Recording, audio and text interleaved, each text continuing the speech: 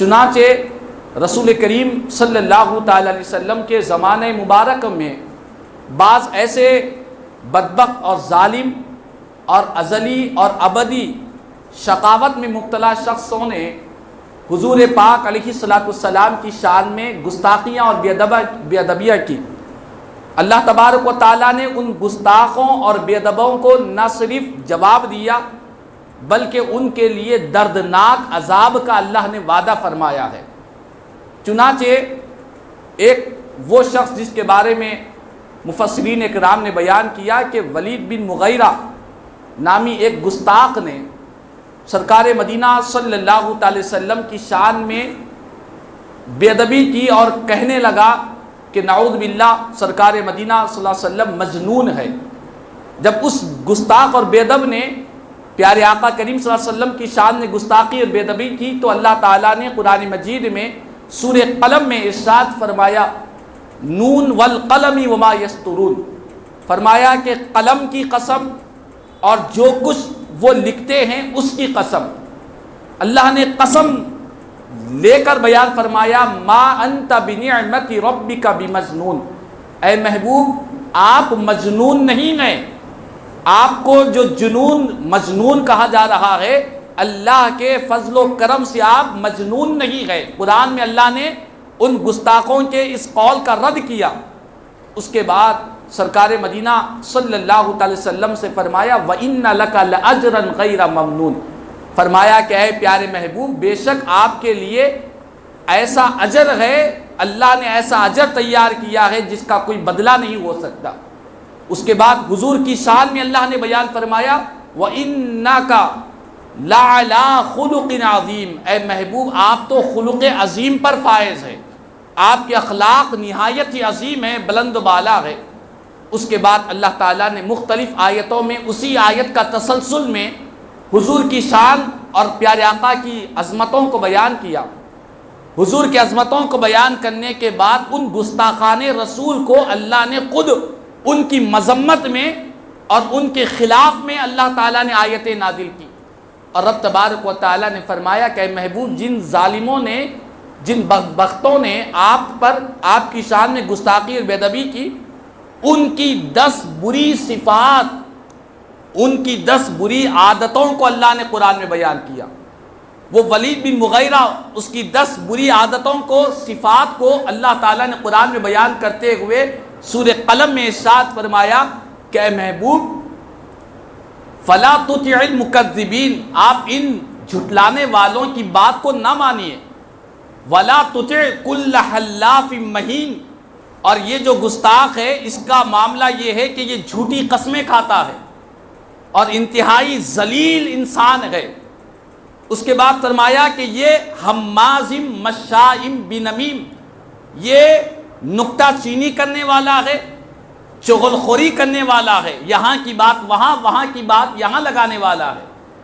مناع للخیر معتد اثیم، یہ جو گستاخ ہے یہ لوگوں کو بھلائی سے خوب روکنے والا ہے، بھلائی کی طرف لے جانے والا نہیں، بھلائی سے روکنے والا ہے،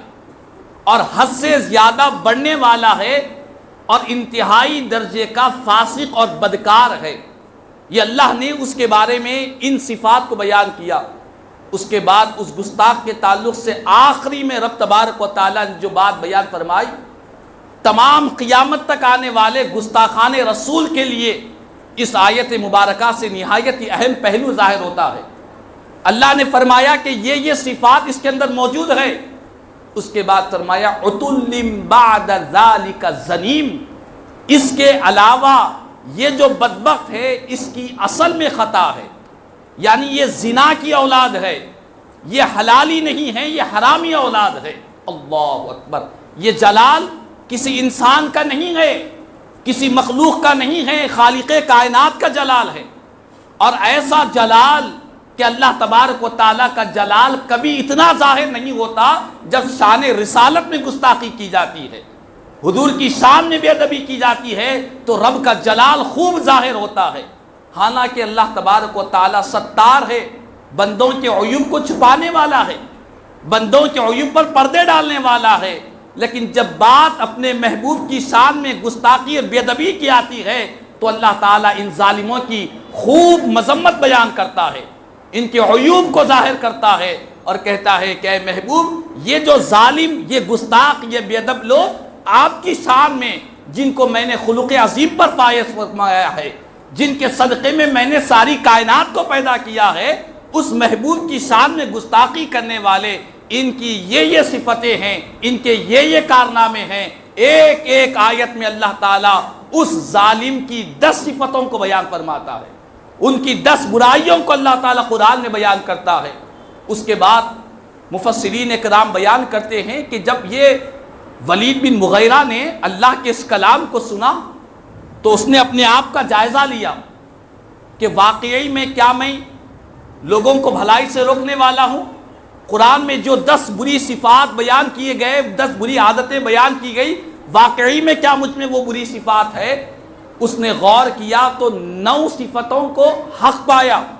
اس نے اپنے آپ کا محاسبہ کیا، 9 صفتیں حق پایا، اور آخری جو صفت بیان کی گئی کہ یہ اس کی اصل میں خطا ہے، تو سیدھے اپنی ماں کے پاس جاتا ہے اور تلوار نکال کر کہتا ہے کہ میری ماں، اللہ نے اپنے محبوب پر جو قرآن کو نازل کیا ہے، اس قرآن میں میری 10 بری صفتیں بیان کی گئی، 9 کے تعلق سے تو میں جانتا ہوں، 9 کے تعلق سے میں یقین رکھتا ہوں کہ وہ چیزیں مجھ میں ہیں، لیکن 10ویں جو صفت بیان کی گئی اس کے تعلق سے مجھے علم نہیں ہے، ماں تو بتا اس بارے میں تو کیا کہتی ہے؟ تو ماں نے کہا کہ بیٹا، اللہ نے اپنے محبوب پر جو قرآن نازل کیا ہے اس میں جو کہا گیا وہ حق کہا ہے، یقیناً تیرا باپ نامرد تھا، میں نے کسی کے ساتھ بدکاری کی، چرواہے کے ساتھ، اسی سے تو پیدا ہوا ہے۔ اللہ اکبر۔ تو کہنے کا مقصد یہ ہے کہ یہ جو گستاخ اور بے ادب لوگ ہوتے ہیں، ان کا جواب دینا خود خالق کائنات کی سنت مبارکہ ہے،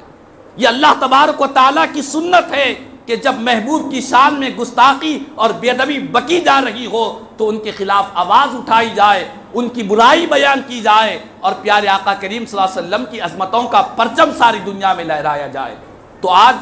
ہماری سرزمین ہند پر جو گستاخیوں کا سلسلہ چل رہا ہے، اور بالخصوص آپ اور ہم جانتے ہیں، ان حالات میں ہماری ذمہ داری بنتی ہے کہ ہم ذات رسول صلی اللہ علیہ وسلم سے اپنی سچی وابستگی رکھیں، اور گستاخان رسول صلی اللہ علیہ وسلم کے تعلق سے جتنا ہم سے ہو سکے ان کی مذمت اور ان کے خلاف پہ آواز اٹھا سکتے، یہ ہم تمام کی مذہبی، ایمانی اور اسلامی ذمہ داری بنتی ہے۔ اللہ تبارک و تعالیٰ سے دعا ہے اللہ تبارک و تعالیٰ ہم تمام کو رسول کائنات صلی اللہ علیہ وسلم کی سچی محبت نصیب فرمائے، اور ان گستاخانے اور بے ادبان رسول صلی اللہ علیہ وسلم کو اللہ تعالیٰ نیست و نابود فرمائے اور ان کو کیفر کردار تک پہنچائے۔ مولا تعالیٰ ہمیں آقا کی عظمتوں اور حضور کی شان رسالت اور تحفظ ناموس رسالت کی خدمت کرنے کی توفیق عطا فرمائے۔ آمین ثم آمین۔ الحمد للہ رب العالمین وما علینا الا البلاغ۔